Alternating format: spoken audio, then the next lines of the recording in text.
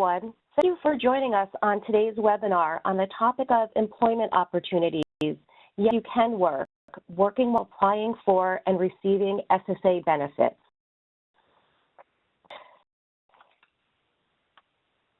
Before we officially begin the webinar, I'd like to introduce you to Robert Grace, who is Public Health Advisor with the Homeless Service Program for the Center for Mental Health Services, the Substance Abuse and Mental Health Services Administration, who will provide today's welcome.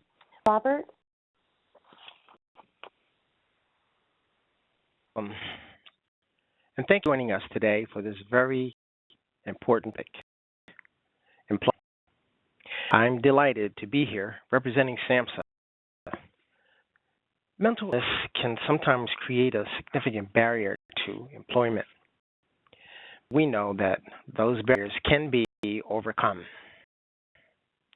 Everything we do in health is helpful or impactful, helping a person in recovery become fully employed.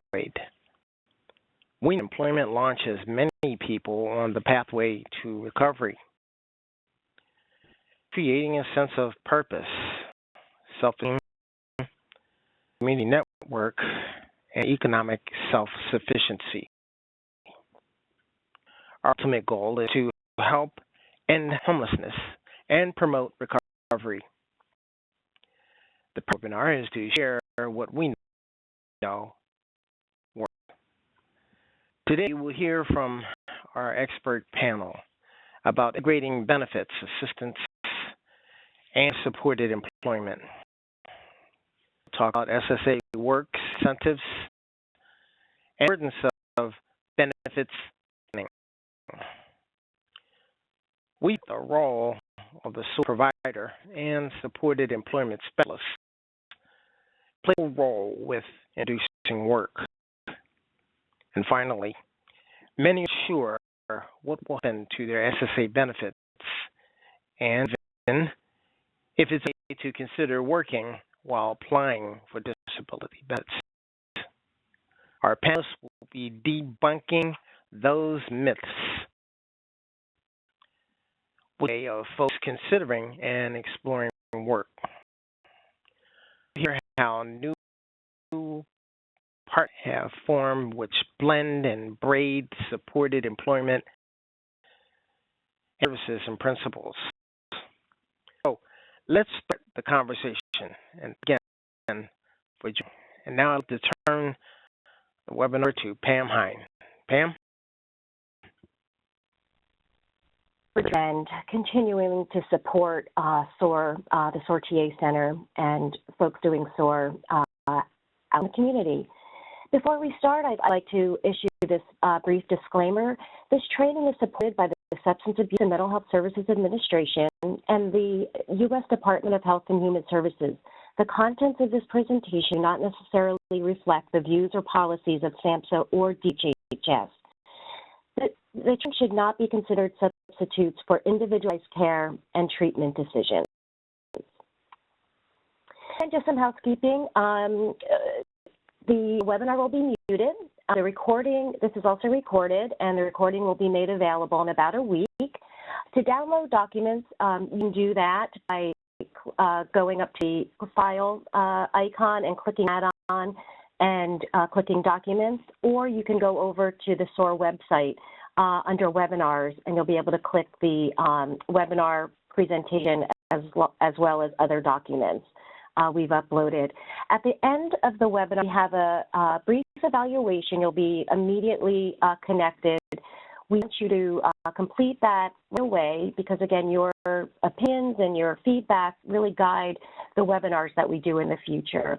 And we hold all questions until the end of all presentations. You'll have an opportunity to enter your questions into the Q&A box on the WebEx screen, or also calling in.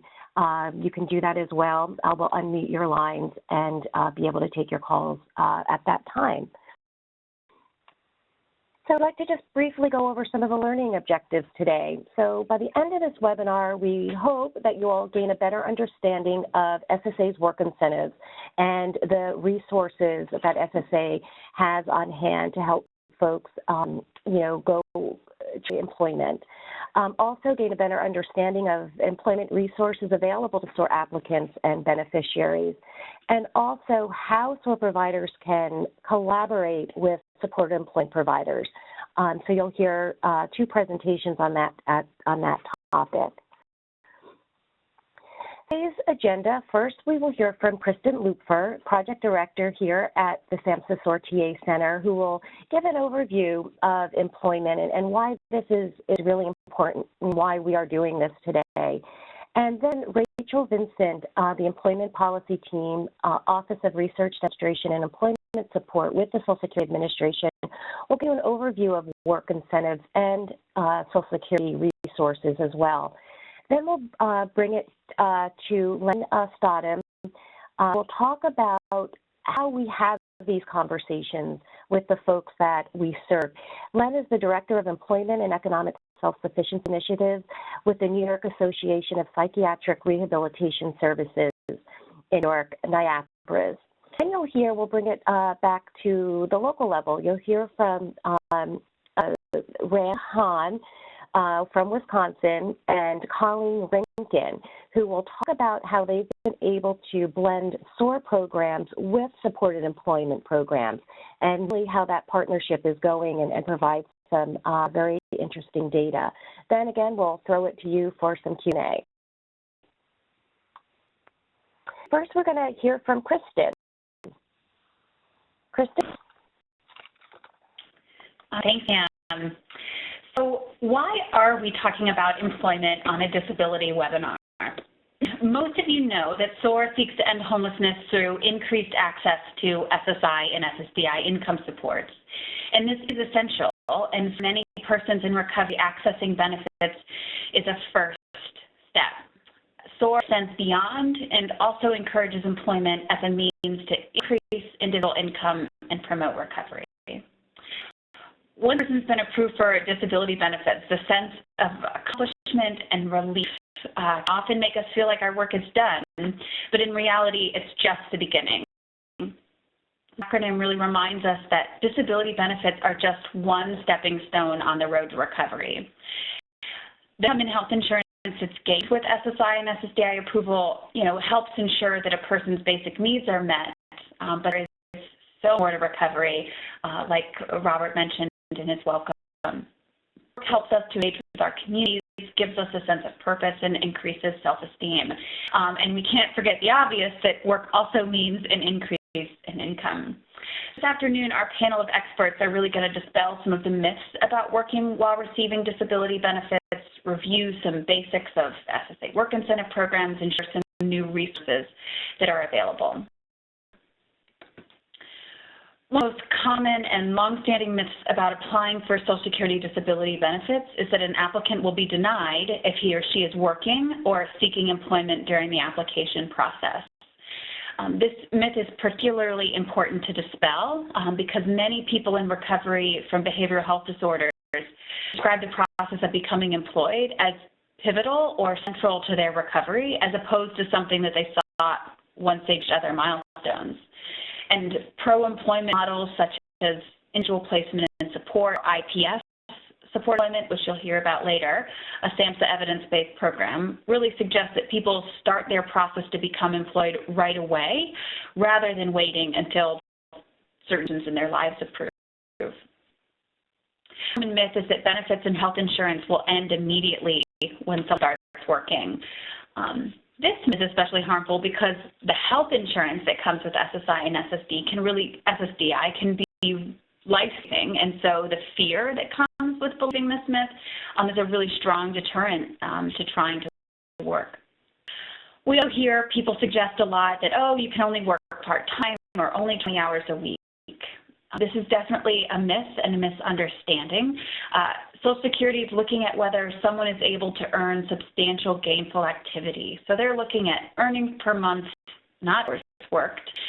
So someone might work 10 hours and earn over SGA and not be eligible for disability, or someone may work 40 hours a week and not earn SGA and still potentially be eligible. But the good is that we know that SSA will not say you are not disabled just because you've gone back to work. And SSA's work incentive programs are designed to help people retain their benefits while returning to work.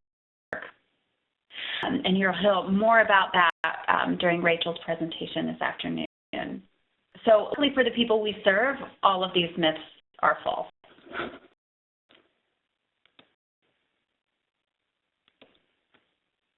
You be an agent of hope. I want you to let individuals and service providers alike know that employment is possible during and after an application for SSI and SSDI. And do your best to become an expert yourself or make friends with work incentives experts so you can help show how work will affect someone's benefits.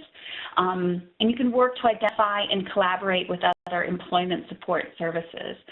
Hear later from the team in Wisconsin who's successfully integrated their SOAR and employment services.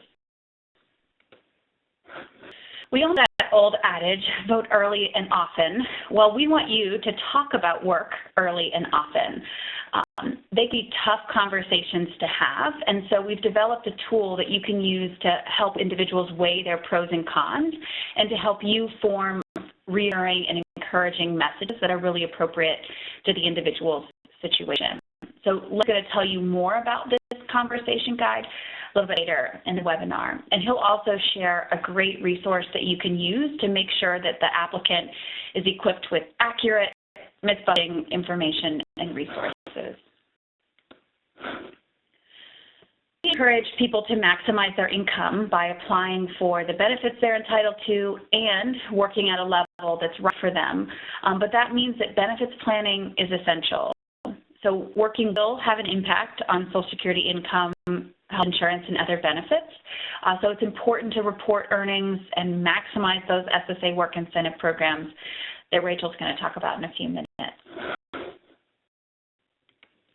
And finally, before I turn it over to our panel of experts, I wanted to share about a pilot that we've been conducting for the past 6 months. That's kind of a combination of SOAR and the IPS-supported employment model. And we identified 12 state teams that have received the CABI States Enhancement Grant.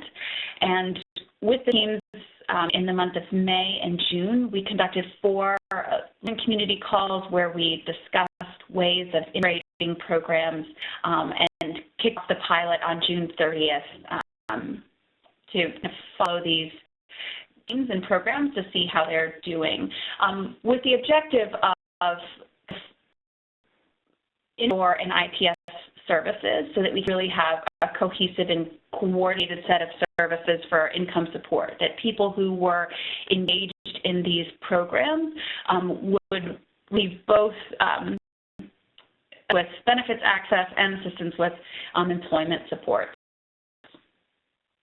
Evaluate kind of our lessons learned from the integration of these services, what these state teams are learning, and then see how we can share that information with the wider community and encourage this integration of programs further. We'll keep you all updated on the outcomes of the pilot and any lessons learned. We're really excited about what we're seeing already 6 months in. Okay, without further ado, I'm going to turn it back over to Pam. Thanks, Kristen. Thanks for setting the stage and sharing some of those myths about work. I think we'll hear a lot about that today. So next we have Rachel Vincent with SSA, who's going to begin to talk about work incentives. Rachel? Thank you for having me today. I'm with the employment policy team at Social Security, and today I'd just like to discuss some programs that we have for people who are working while disabled. These programs are called work incentives for folks who are filing for or have become approved for benefits, and they help beneficiaries keep their benefits as they explore work. So it's important to understand the different programs that we have through Social Security for people with disabilities. First one is Social Security Disability, or SSDI, and the other one is SSI, or Supplemental Security Income. And when you're applying for these benefits, we at Social Security will assess which program you're eligible for, if not both. So the Security Disability Program provides benefit to folks who have a work history where they've worked and paid Social Security taxes and therefore have become insured for Social Security disability, and they receive those monies from the trust fund. Not everybody's had the chance to work and be into Social Security, and so there's another benefit available to them called SSI, and that's cash assistance for those who have disabilities, but they also have to qualify for unlimited income and asset. They're evaluated for that as well.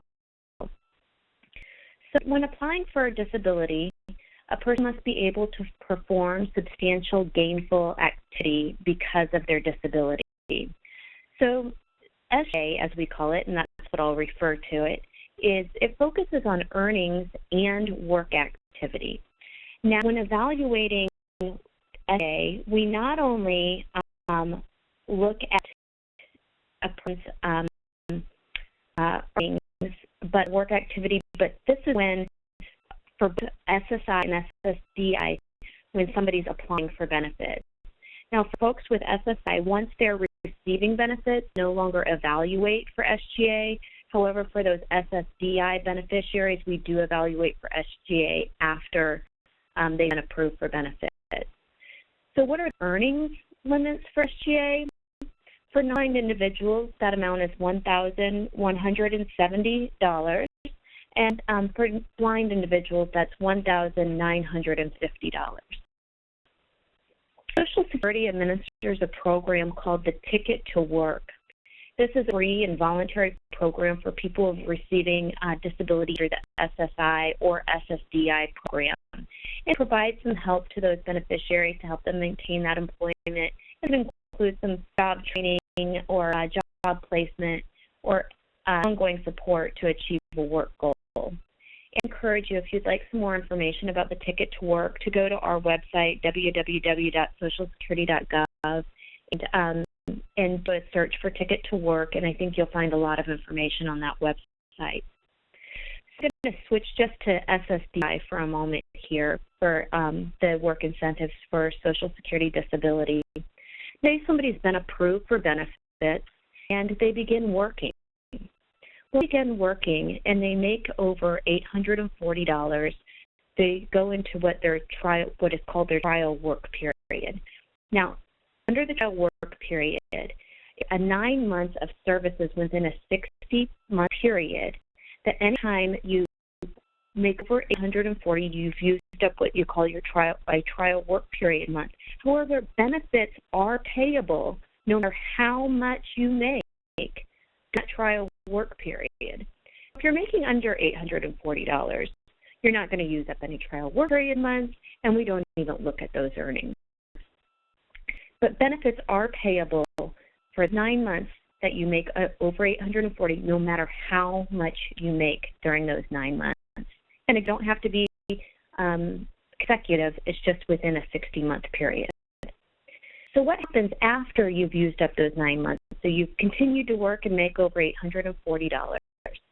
You entered what you call your extended period of eligibility. Now, this is a 36-month consecutive period right after that trial work period. Say you're working and you make over that SGA amount. Remember, we said that was $1,170 for non-blind individuals. So if you start to make over that $1,170, the first month that you do that, consider that your disability has ceased. How we still pay benefits for that month and the following 2 months, which we call the grace period.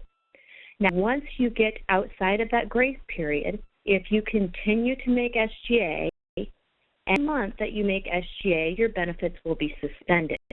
However, if you go below SGA, you're eligible for benefits again. So you kind of can turn them off and on, depending if you're above SGA or below SGA. Now, you never make SSA in that extended period of eligibility, your benefits will continue as long as you're disabled, even outside that 36 months. However, if you're making SGA in the 37th month, your benefits will terminate at that point. So let's talk about SGA. Earlier, we said that it's based on earnings and work, but we've looked at the earnings so far, which is $1,170 for non-blind individuals. However, the gross earnings are only the starting point when we make an SGA determination. We also look at some work incentives to see if those will bring you down under that SGA level. One of those is what we call impairment-related work expenses. We also have a subsidy or special condition, vacation or sick pay. So when we talk about work activity, if you are receiving money from some vacation pay or sick pay or royalties from work that you've done years past, that's evaluating your work activity, and we therefore will not count any of those types of payments when evaluating SGA. So let's talk about impairment-related work expenses. This is the cost of certain disability-related items that a person needs in order to work, and it can be deducted for SSA, but they can also be deducted from income in determining SSI monthly payment amount. So this applies to both programs. And for the cost or for the items or the services, they must be disability related, and the cost must be reasonable, and these amounts can be deducted from the gross pay when determining if they've made SGA. Now, it could be something like a medicine that somebody is taking to control their disabling condition. And as long as insurance has not covered that, any out-of-pocket money that you paid for that can be deducted when determining the SGA. There are several things, and we just have a few examples here, like medical devices, wheelchairs, attendant care services, service animals. That is not the extent of our list by any means. The subsidy and special conditions. So an employer may subsidize an employee and be paying wages that are more than the reasonable value of the actual services performed.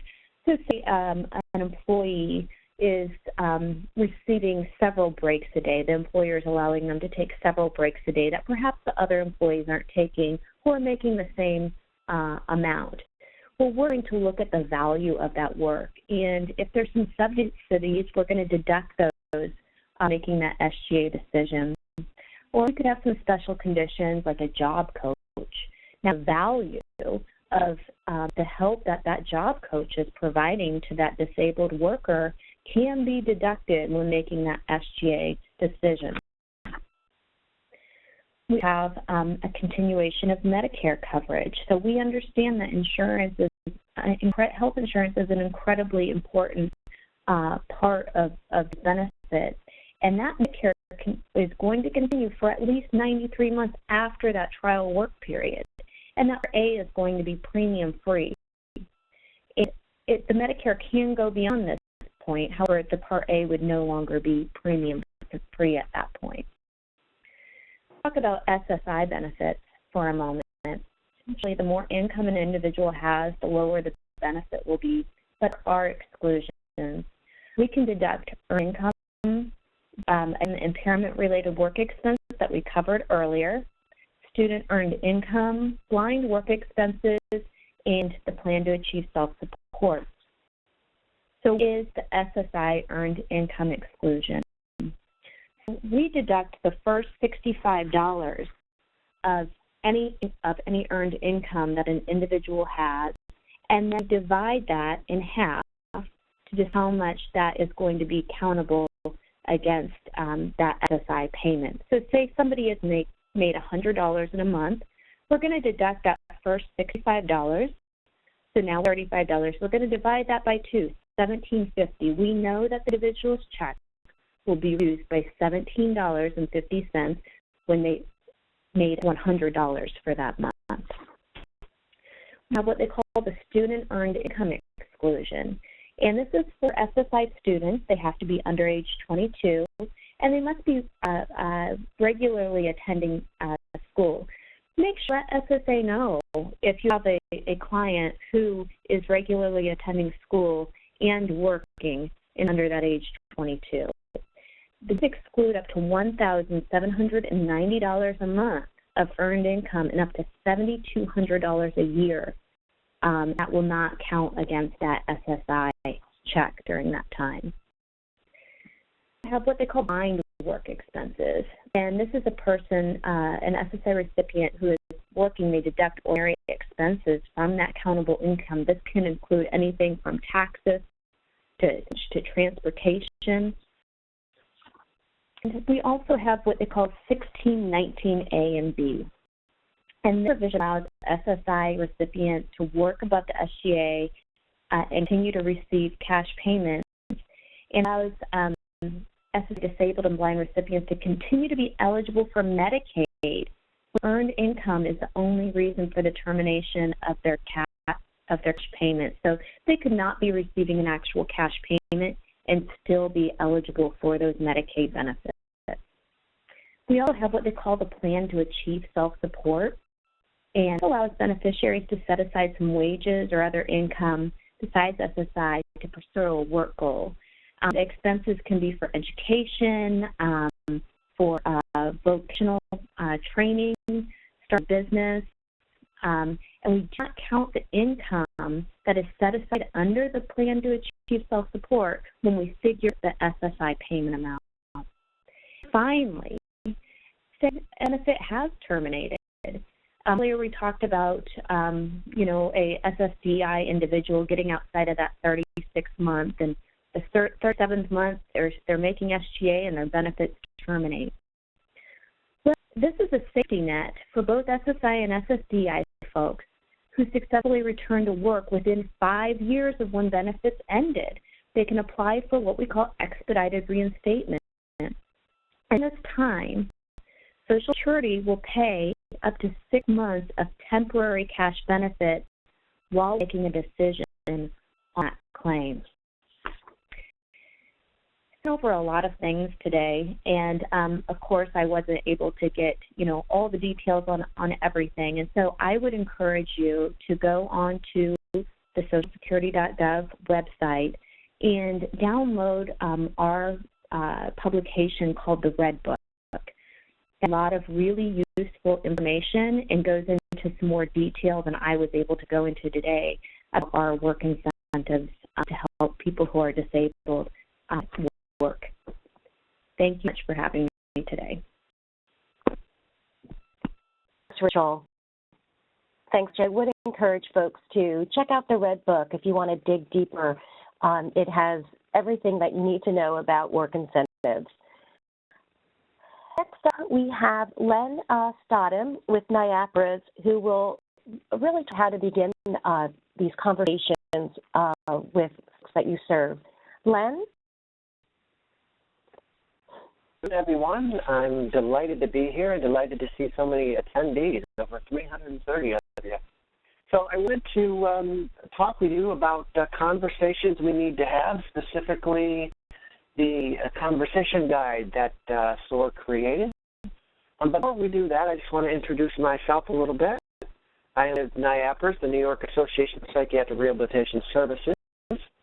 Simply put, we are a statewide coalition of people who use and or provide community mental health recovery services, and so it's dedicated to improving services in New York and social conditions for people with psychiatric disabilities. And basic mission is to promote recovery, rehabilitation, and rights. It is often considered the pinnacle of someone's recovery journey, but we know better. We know that recovery and employment actually is actually a part of the journey. It's part of the recovery process. About months ago, I was asked to put together a very short video encompassing what I believed informed me of the work that I've done over the 20 years that I've been an employment specialist. And so we're going to see that right here, right now.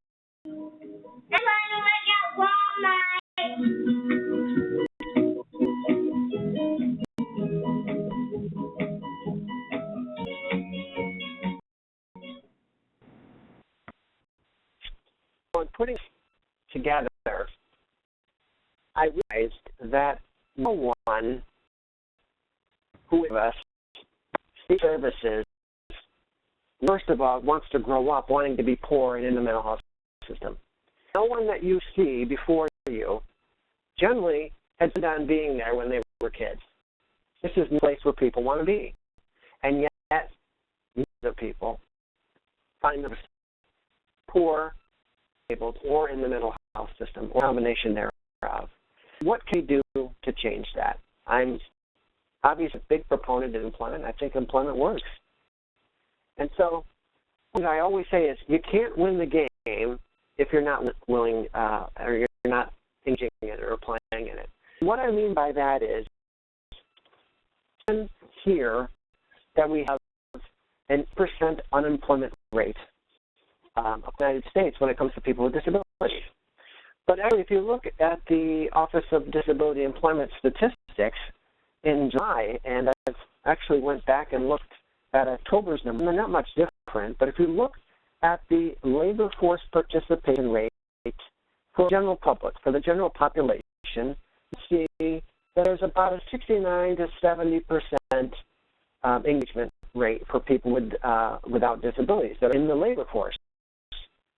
So with disabilities, it's only 24, and the real unemployment rate for people with disabilities is actually 11.1, which is alarming because it's twice as much, almost 3 times as much, as the unemployment rate for the general population, but it is 80% that we've told.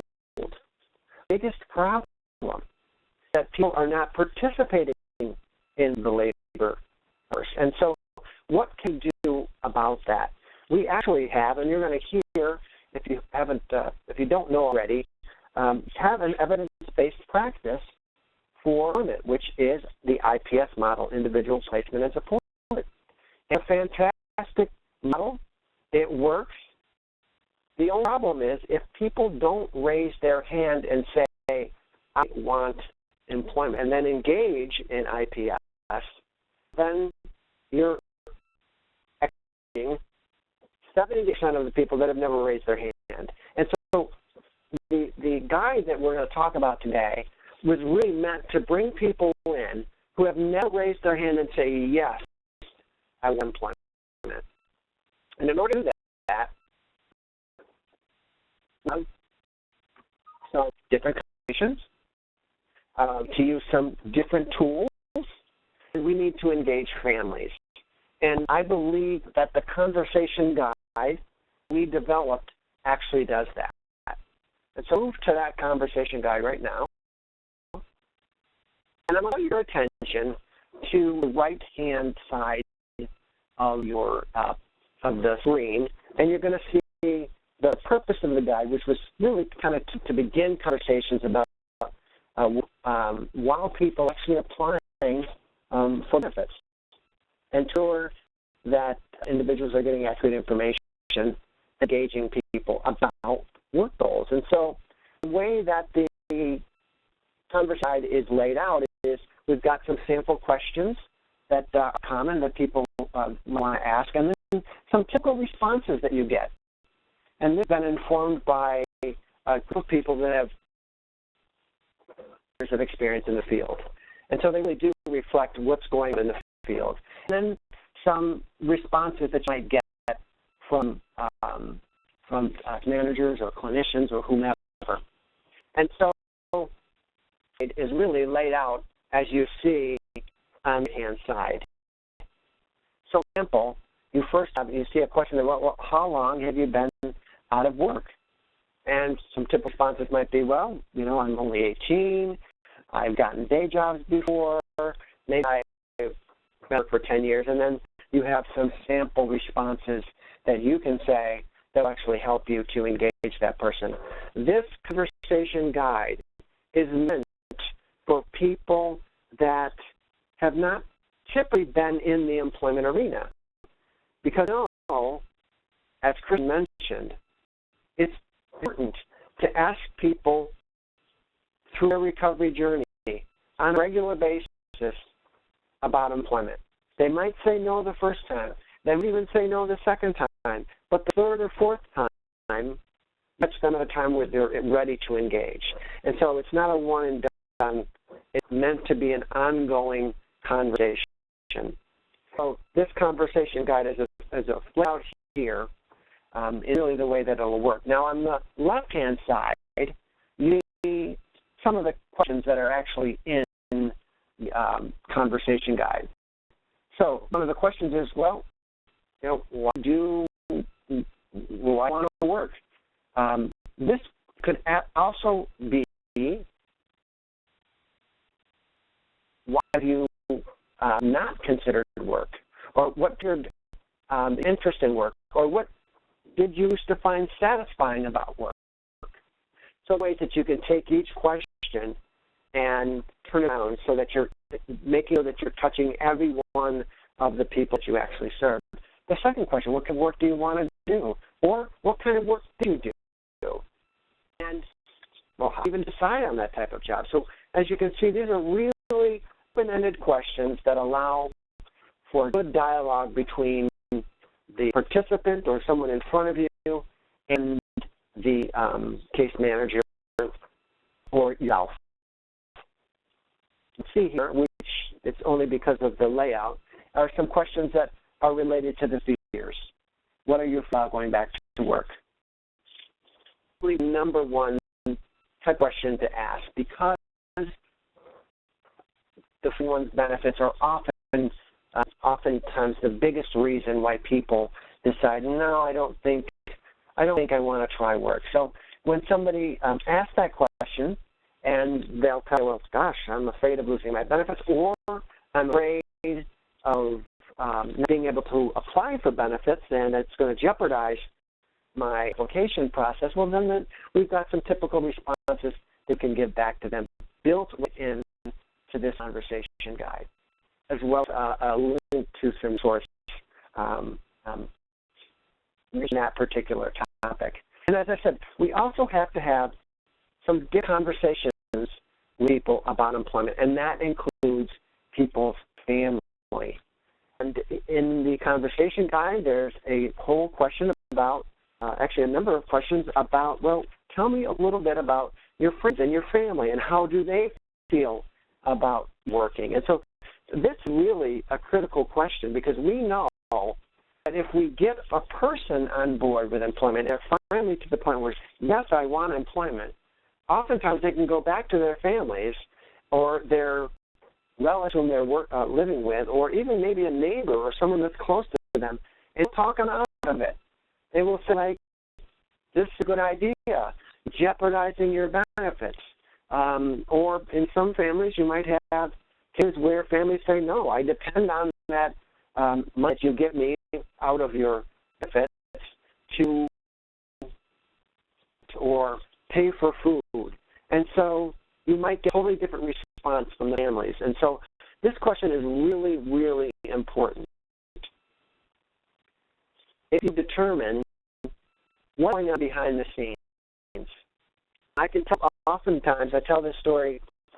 I was working with a gentleman who was all about employment, and I'm very, very satisfied with that. And a day later, he said, I can't go back to work.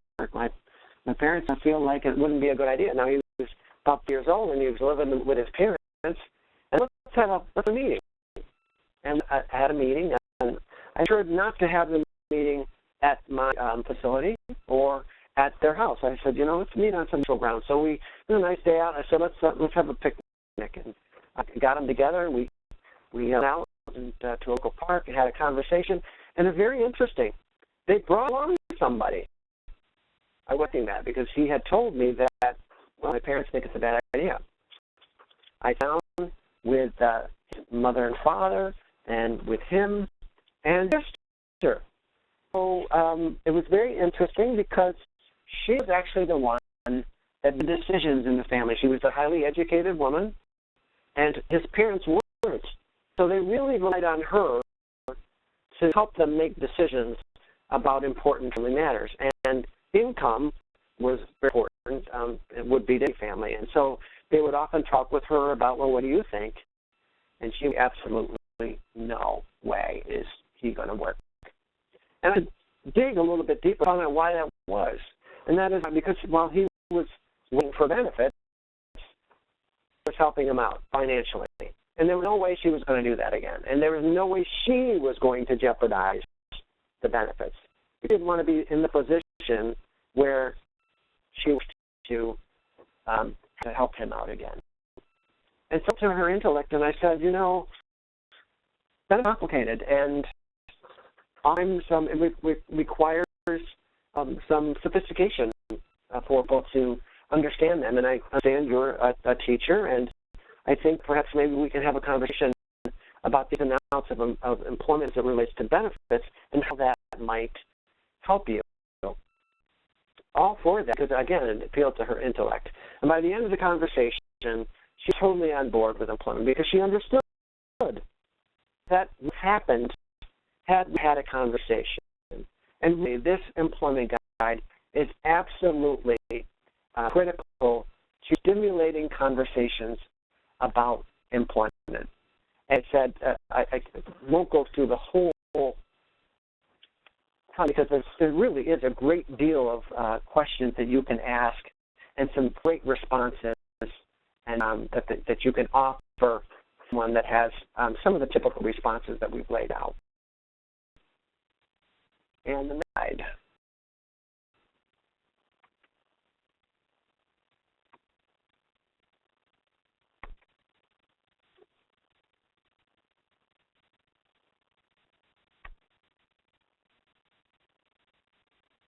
I'm going to get to the next slide. Really, the Mythbusters. I would say that it really it busts up 5 myths that are pretty common, or the 4 myths that they're the most common. Number of them that people with mental illness shouldn't work. And it gives you the facts on that people with mental health conditions are really actually just as productive as other employees, and that employers will hire people with mental health conditions. That, of course, is that I'm going to lose my benefits. And, of course, as just heard, that is not the case. And it says I have never worked before, and so I don't have the skills that employers need. And the truth is that there are people with disabilities, little or no work history, that have been able to find work. And I've always let people know, have a story of each one of these myths. Subscribe to a philosophy that's really a philosophy of a sales friend of mine. And that is that facts sell, but stories sell. They're all facts that we're giving people. But to really with people is to back up with a story.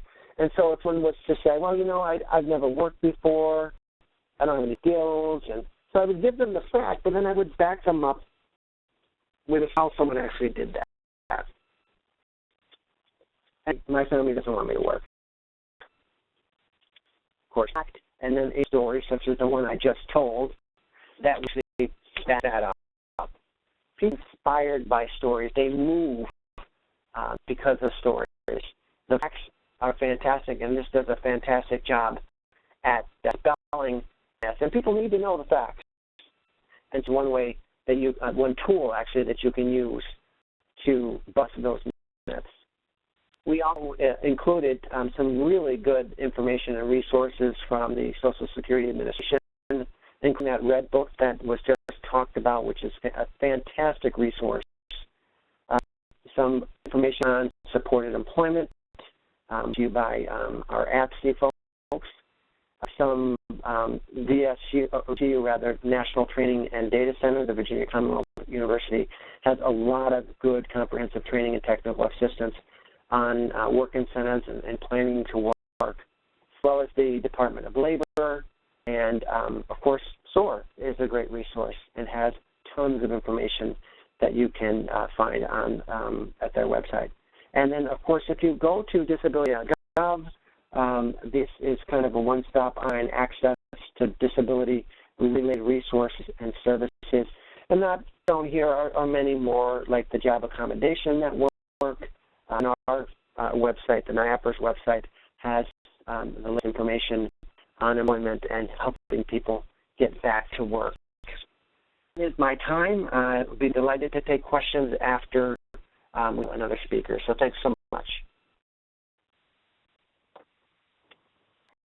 Thank you, Glenn, and for rehumanizing our topic today on employment, sharing your story, and really reminding us how important it is to meet the individual where they're at, whether it's the person seeking benefits or family members and case managers and peer support specialists as well.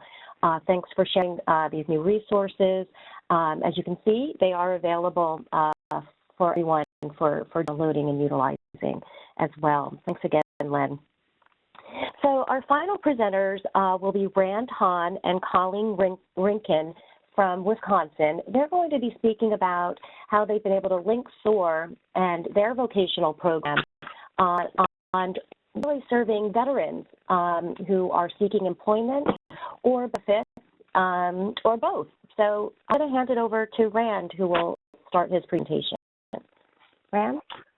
Okay, thank you, Pam. This is Rand Hahn. I'm a SOAR specialist in Wisconsin. I work for the Wisconsin Department of Veterans Affairs in the VOR program, which is the Veterans Outreach and Recovery Program. And I'm also here with Colleen Rankin, who's oh, go ahead, Colleen, introduce yourself. Sorry about that. Hi, I'm Colleen Rankin, and I actually work for the Department of Health Services here in Wisconsin, and clinical coordinator of the Veterans Outreach and Recovery Program.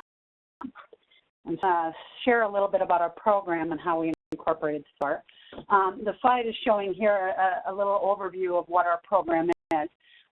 We funded the CAB state grant and the enhancement grant, and the grants needed to come through the mental health authority in the state of Wisconsin, so that is why the Wisconsin Department of Health Services took them that. And then even of that had to be given to someone who would do the work, and that's the Department of Veterans Affairs here in Wisconsin that has started the Veterans Outreach and Recovery Program. And it is a comprehensive, it's outreach, treatment, recovery, support, and it's for veterans only we work with. You have to be homeless, at risk of homelessness, and have a behavioral health disorder. We, after watching housing programs and employment programs for years, getting housing, getting jobs, getting people in them, and 6 months later they're back where they started. And what we were missing was that behavioral health piece. And especially with our veterans, we see such a high amount of PTSD and substance use as people are trying to get over what they have been through during times and being part of our military, that it is so important to have that behavioral health piece as well. And so that's how we started this cooperative effort. The essentials of VORP, we looked at the state of Wisconsin, and you'll see a couple of maps here in just a little bit. And we want to help those. We found out that about half the state half of the veteran population is in urban areas and half is not. And in those rural areas of Wisconsin, there just aren't the services for employment, services for all kinds of things. Resources are limited. And so what we decided to do was take that half of the state that is mostly rural, and we are in 49 counties. And we provide, like I said, the outreach services and acting with behavioral health and community programs. The things that you see on the slide there at the bottom, it says motivational interviewing. Today, quite a few were talking about the conversation, whether we're talking outreach or we're talking employment, housing. When you connect with someone, how do you engage? How do you keep them engaged so that you can work with them long to help them through these things? And with the veteran population, there's a lot of distrust because, again, what they have lived through. So one of the things that we have done with our program is train all of our outreach workers on motivational interviewing techniques. And to the point, it's not just training, they were trained, but then they are also working at all 4 levels getting to fidelity through tapes of conversations with veterans and working with our state motivational interviewing experts. So that's one of the teams we've done so that they understand, like Lynn was saying, meeting them where they're at and working with their intrinsic motivation compared to us saying, this is what you need to do. Being in the clinical realm, you tell an alcoholic they have to quit drinking and you're not going to get very far. Where if you work with them on what they'd like to accomplish with it, you can get in the door. Our VORP outcome measurements, they're pretty obvious. We're going to look at, are we stably housing these veterans? Are they getting their behavioral health services? Are they getting employment, maintaining that employment and that housing? And how is this looking? Some of our guys we have an overabundance of gentlemen and women in the criminal justice system because of PTSD, and maybe they got triggered something and they did something illegal or hurt somebody or themselves. So we work with all those populations. One of the cool things about VORP and working with veterans is benefits like VA benefits, and a lot of the veteran programs, you have to have what we call good paper, and that means an honorable discharge to have those benefits. A lot of benefits you have to serve a certain amount of time, or you have to be a combat vet, and accept all veterans no matter if they've served a day, no matter what paper they have. And so that's something we pride ourselves on. I drew a slide in here of our org chart, just so you can kind of see separation.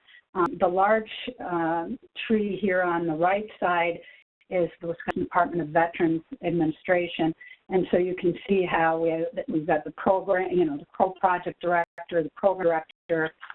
HAS is the system that we use for homeless management information system, and that's how we track all our contacts, those that we enroll. They'd be in that system as well as GIPRA, and we can put in all the referrals we made, including to SOAR.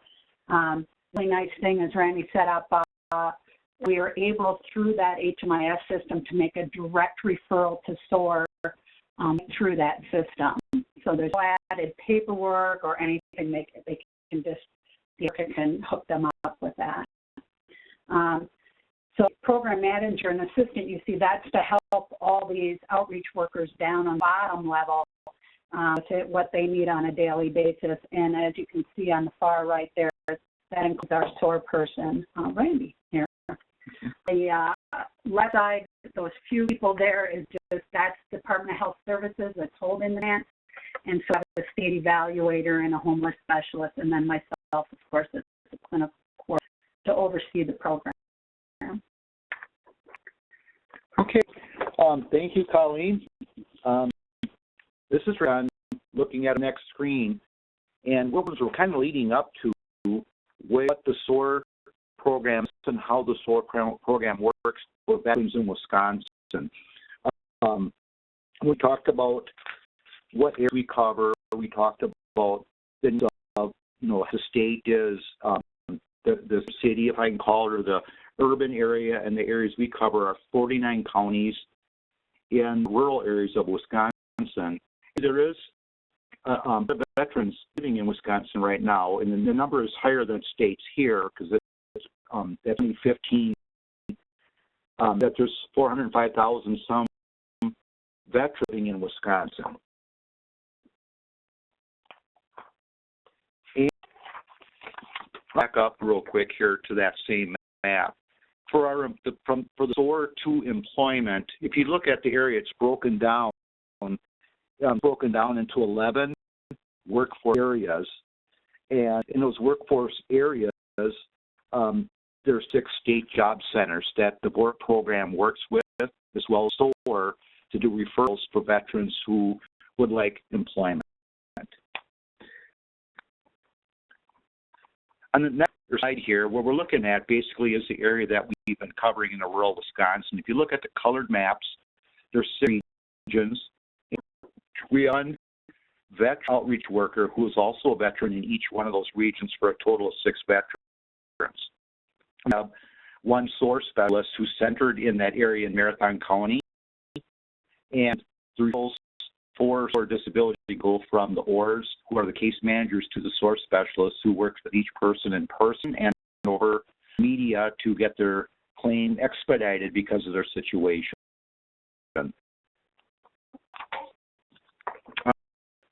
Next, in brief, for the Veterans Administration, there is state and federal that are available to our veterans in Wisconsin. You see there's quite a big list. IPS, of course, I'm going to go over each one, but IPS is a major player in Wisconsin, and we, with IPS, through Department of Workforce Development, as well as Department of Services, and the W system, DBR, Department of Rehabilitation. Forward, now we're SOAR part with numbers. So I put the slide up here not to go over numbers. I put this here so I can talk about, as a SOAR specialist, I've been a SOAR person since 2008 in different agencies, and in the, and as well as what the veterans and or the individuals who are homeless told me when when I asked them about employment and what they would like me to help them with. And of course, SOAR is to help with disability, but that's only a small part of it. A lot of other wraparound services that SOAR provides that were discussed earlier in the presentation today. I'm going to start out with a person, a veteran who comes in, and they qualify for disability. They've applied and they've been approved. And so while going through the process before they get approved, I always find out what their wants and needs are to see if I can assist. Or staff also do case management to find out what the wants and needs of the veteran are as well too. The vet says, I want to work. Then referral is made, work with the veteran to get the assistance they need to find the employment that they would like to do. And that's also on the OR side, which what and the SOAR does that. We call it the VORP plus SOAR. What is we split some of the SOAR employment management between the ORs and the SOAR specialists because of the area that we cover, 49 counties, with ORs individuals and one SOAR person. And by splitting the management and having the SOAR person focus on disability, wherever other area as well as the SOAR person is able to handle more cases because they're not doing the full case management with the veterans we're working with. We have that they do not want to work. We use observational interviewing to find out where they're at and they want to work or they feel they can. And so I'm going to give you some of the answers I've heard and some of the orders I've heard too from veterans who state that they don't or they can't work, which are two of the things. At times it's Mythbusters that we talked about earlier. I was told if I apply for employment or if I have employment, I'll never get approved for disability. We do use the Mythbusters. We've been using Mythbusters for years because if a person isn't to work in person and or is working while they're applying for disability, it's a win-win no matter how it. And can up again. They didn't know they could work. They, I'm disabled. I can't work unless we'll go to do what I used to do. We use them to find out what maybe what career they'd like to do. That's again where the referral goes in through our DVOPs, which are disabled veterans outreach program workers that are in pretty much every of the 11 regions in the 20 some odd workforce area job centers, and they work directly with veterans and referrals to we work the levers, which is the local veterans employment representatives, who veteran works with employers to get the employers ready to accept disabled veterans in employment. So it's a wraparound, and I jump around a little bit, but it's a wraparound where we have outreach workers, the access workers working on one side with the veteran. We have other agencies and DWD with IPS working with leaders as well as training the veterans, giving them the training that they need to get the employment that they want. Not like past where you were told this is the work you will do.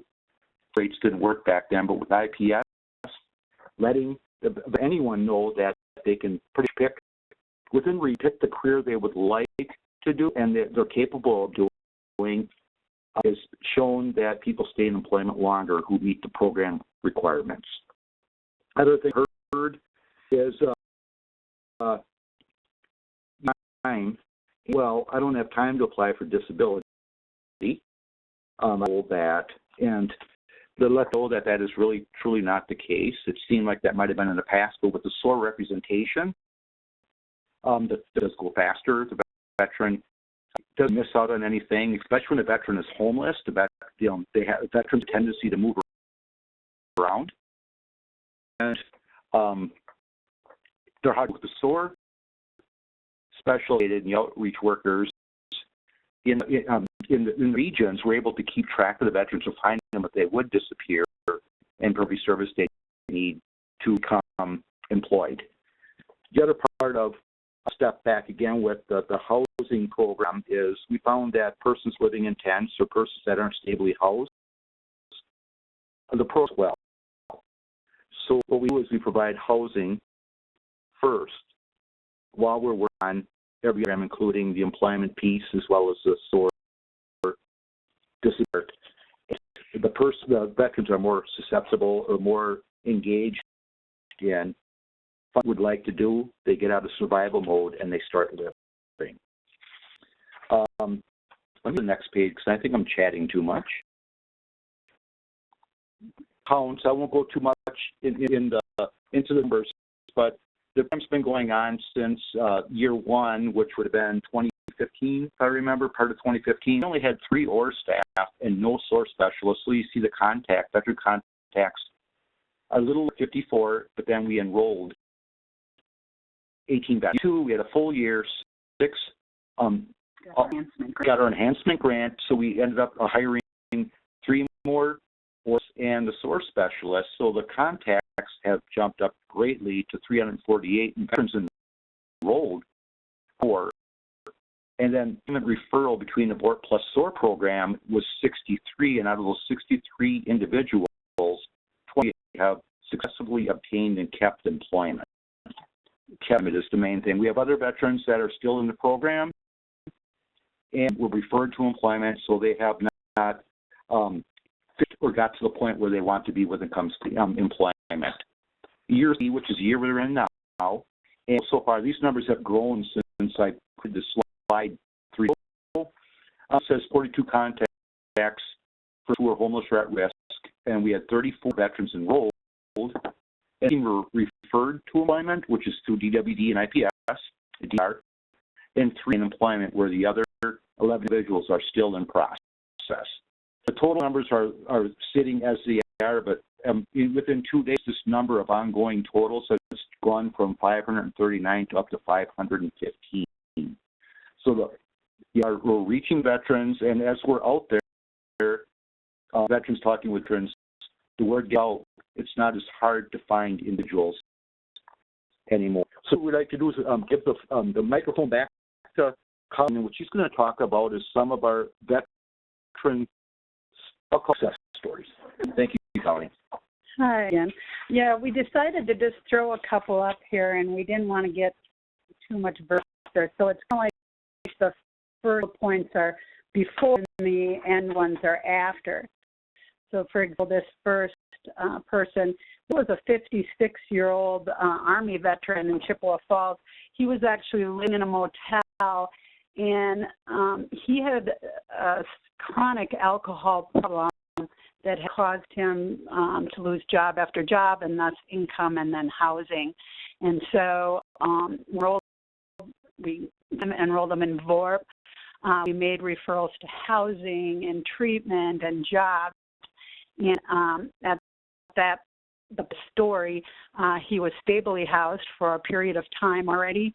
He has completed substance abuse treatment and is attending support groups and is abstinent and done volunteer work, as a matter of fact, and working, currently working with DWD, which includes the two programs for the veterans that talked about, and he's currently working at a program to help him be employed job he wants to be in.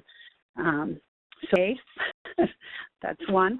Another example here, this was a young gentleman. He was only 28 years old, and he's from the National Guard. He's an Iraq Freedom veteran, and he actually was living in a shelter with his wife. He suffered PTSD so severely that he wasn't able to hold a job, able to do much because his PTSD symptoms were not being treated. He came into our program and referred to SOAR. He currently has his disability and is waiting to hear on that. He was referred to the behavioral health clinic, where he's now receiving his mental health and PTSD counseling. He was referred to an income-based housing, and as of this time, he and his wife are stably housed in an apartment. And he was also his wife was also referred to the employment piece. She works part-time right now, so they are pleased. This is one I was really excited about. It's a gentleman that I had the opportunity to work with as well. And he was found living in his truck. And again, the PTSD triggered so often that he couldn't be in the crowds, couldn't be with a lot of people. And so he lost jobs and had no income. He got into the VORP program and was referred to the SOAR specialist. So a housing referral was made, and he was sent into treatment. He got a job through the DWD and our programming of employment. It was kind of cute. We were invited to an American Legion camp to take some of our veterans up there for a free week in camp. And he was one of the gentlemen that was signed up to go to camp, and he got a job before camp started, and he was so excited about camp that outreach worker and our employment person worked with the job to say yes, he could go to camp for that week. We got a call just before camp saying he had to cancel because he had been promoted into a management position in an IT company, and he was ecstatic. He was bummed he was missing camp, but what's been able to do, thanks again to like the SOAR connection and the VORP connection of taking people where they're at and just empowering them and get that behavioral health treatment is so important as well. Here is across county, we have what's called county veteran service officers in each of our counties here in the state of Wisconsin. And so that CVSO officer referred this veteran to our VORP program. He had lost his job and his home when he was referred. He was living in a camper with his wife and two children on a campground, and winter was coming. We found out about him and enrolled him in VORP and gave referrals again to DWD and unemployment programs. He obtained a job making $17 an hour. And then we have what's called a WEEP program that was going on here in Wisconsin at the time. And what that helped do was get somebody first month's rent and security deposit if that's a sustainable way to keep that place. And to the employment piece, he was able to show sustainability. And him and his wife and children are and the last one here, this is a gentleman who's in his 50s. He was in the Army. He done the streets and basically wanted nothing to do with Veterans Affairs, any veterans program. He said, my job, I've lost everything, even my dog and my car. He said, and I'm done. And he's very suicidal, and in one of his attempts, a connection was made to our program. The outreach worker from VORP got him connected with a faith outreach ministry in Green Bay, and he was able to stay there and connect. He connected with all of the services, mental health, employment, SOAR, started counseling right away. He didn't have to follow the VA stuff. We were able to get him into local VA health care. And Salvation Army assisted him with clothing and food and all the necessities. We have motorcycle gangs here. I don't know if you call them gangs. Club. Patriot Riders, this one club is called, and a lot of vets that belong. And they will provide furniture, and they will fill a house. So this gentleman also had help from them. So it really... he also had some fines based on some substance abuse troubles, where we also found money to help him to get the services he needed for that and help pay his fines. And he is giving back now in the Green Bay community. It's a beautiful thing. But the connection has to, that employment and disability, message behavioral health issues, to get those addressed all together. And it works. This is, like you can see on the org chart, that there's these 7 people, the 6 outreach workers and our SOAR rep are the ones that deal with all of this, and in 49 counties. It's amazing. And that's all I have. Thank you.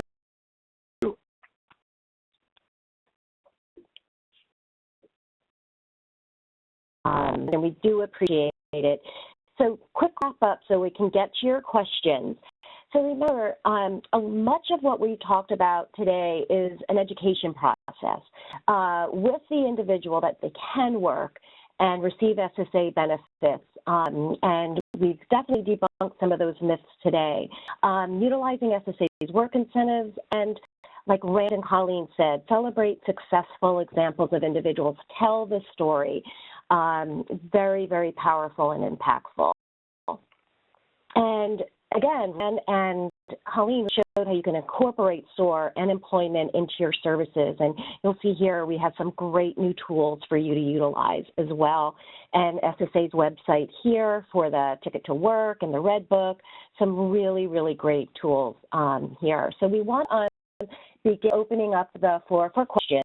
So you can see on the top right-hand corner, we have the Q&A icon. So you want to click that box on and write in your question. So please, if we don't get to your question today, we will make sure we distribute them to the presenters, and we will get some of your unanswered questions after the presentation too. So you can always feel free to email us at the TA Center. Okay, grab a couple questions here that came in.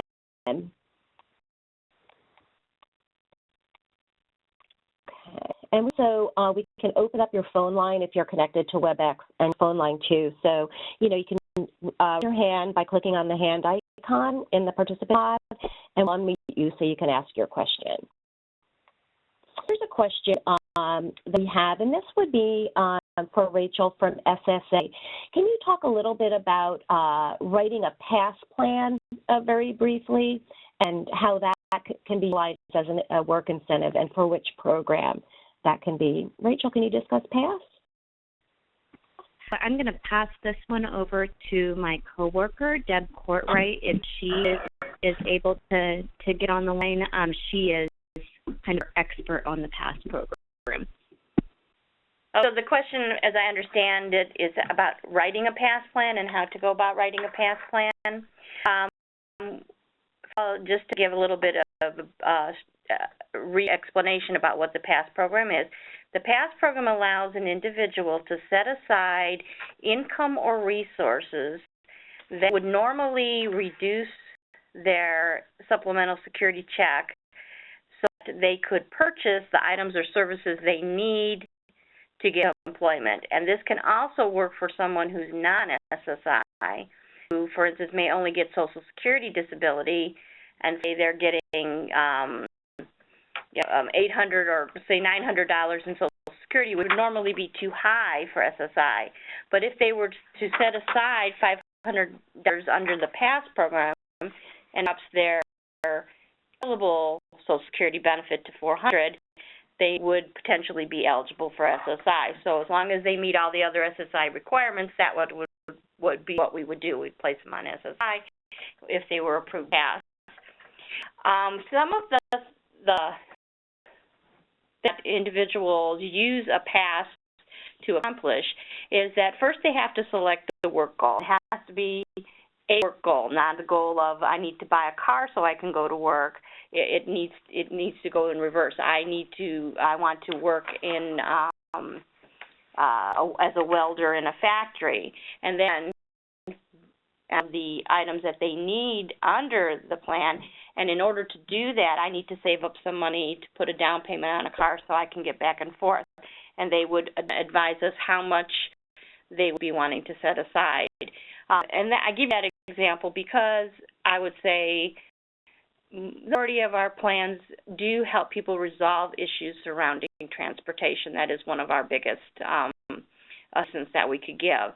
Another common one is someone who needs a modified van, and through VR they can get the modifications of the vehicle done, but VR normally requires them to bring a vehicle too. So again, we can help them in that. Another common use of a PASS plan is to use it to gain education that is needed in order to do a particular job, whether that be a degree or whether it be a vocational school, to get a certain type of training, those types of things we can assist a person with using a PASS. How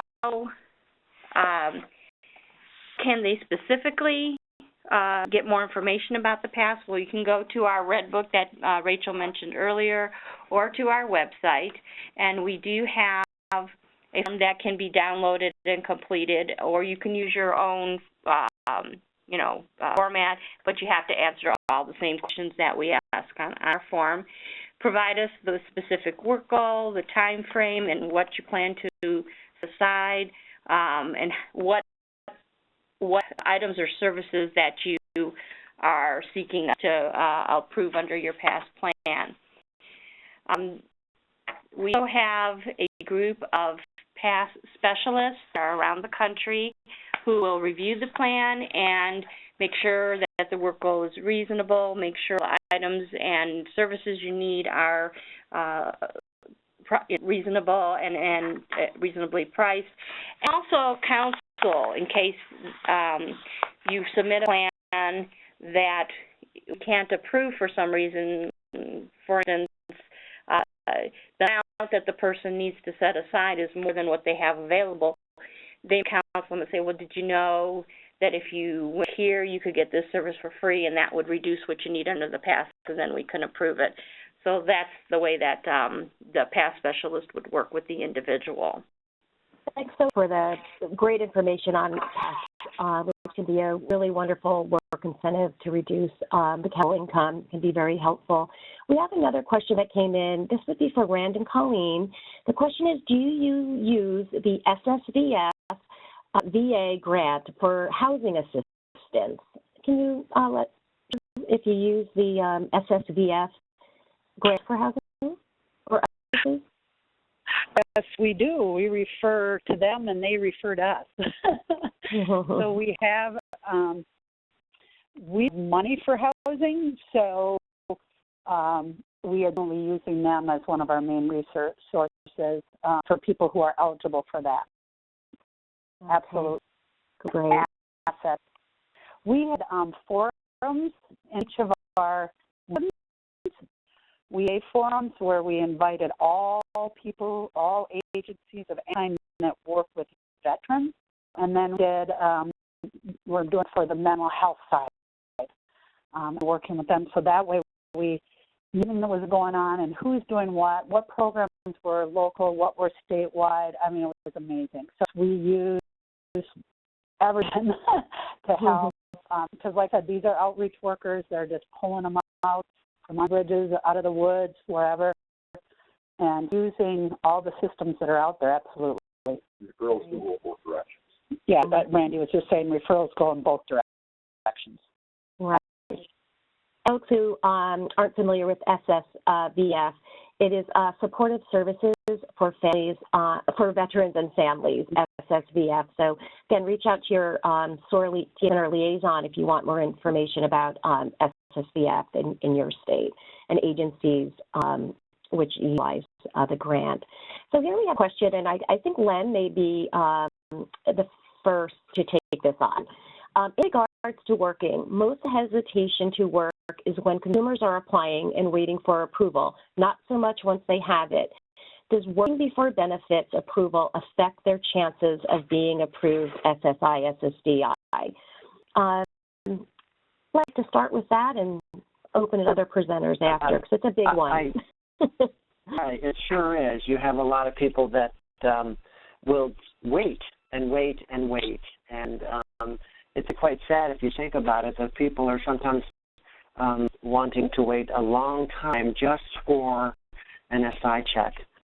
And the truth is that it really doesn't, it really has no impact at all.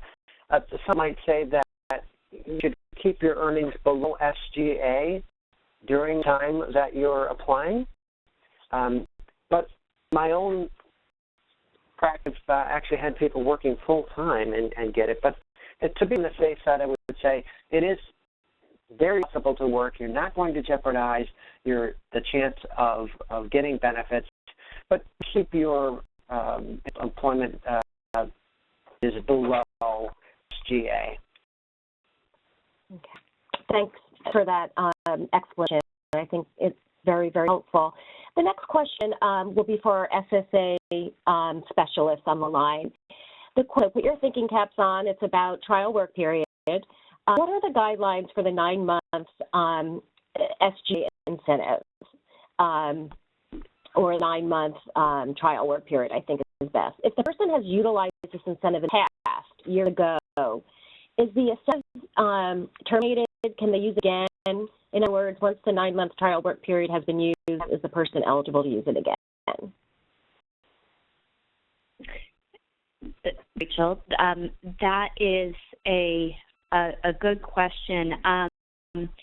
If somebody has used it, typically you don't get another trial work period. However, if you file for the expedited reinstatement, you have your 24-month initial reinstatement period. You can have a trial work period, and then those 60 months, you potentially have another trial work period outside of a certain amount of time. Okay. Well, thanks so much. And again, if you dig deeper in the Red Book, may be very helpful for this as well. And also your social point of contact, your incentive liaisons in your offices can be helpful too to answer some of these questions for specific applicants. There's another myth-busting question. Throw this to Len.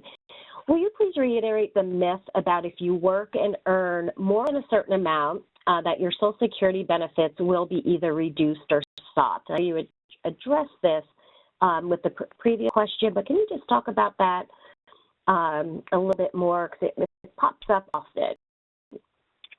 Yeah, and actually, you know, Rachel, at Rachel's presentation, you see there are many ways that people can go back to work and still keep their benefits. And the formula that Rachel presented for SSI is one way. And if you actually work that formula, you can have somebody working roughly 40 hours a week at $10 an hour, making about $1,600 a month. And they're actually going to get a portion of their SSI.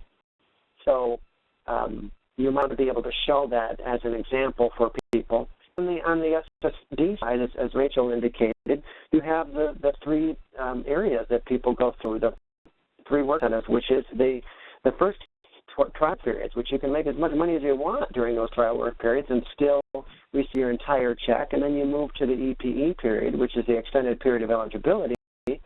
We'll work only the SGA amount of $1,170. You don't get your benefits. And so that particular work incentive is a great work incentive because you can make all the way up to $1,170. The problem with that work incentive is that you face that cliff. Make over that $170, then you don't get it. So a lot of people just decide that, you know, hey, I can make an extra $1,170 a month. I'm going to do that and not jeopardize benefits. So there's ways to talk about the work incentives that will appeal to people, like saying to people, hey, could you use an extra $1,000?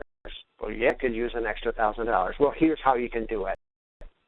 So those are some, you combine some of the myth busting with some good conversation, which you'll find in the conversation guide, then you have a real recipe for having people think differently about work.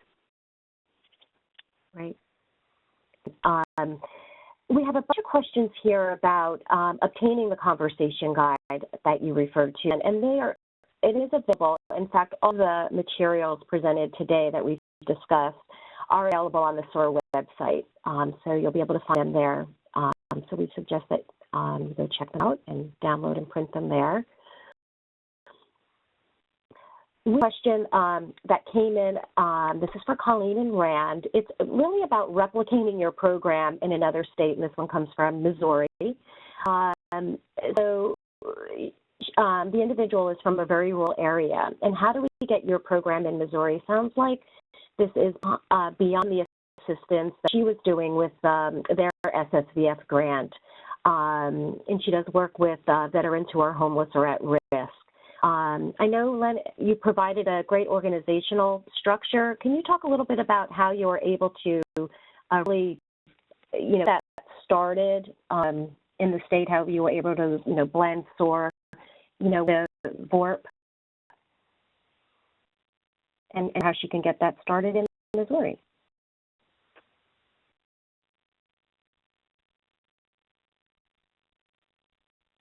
Okay.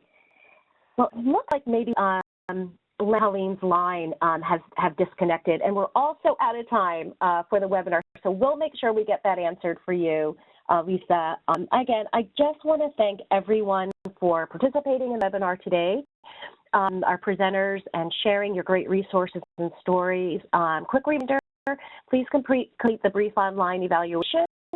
And visit our SOAR website at www.soar.prainc.com, or you can contact the SOAR TA Center by email at soar@prainc.com. Please, you know, send your question in. We'll make sure we get them answered by the presenters. And again, thank you very much, and have a great rest of the afternoon.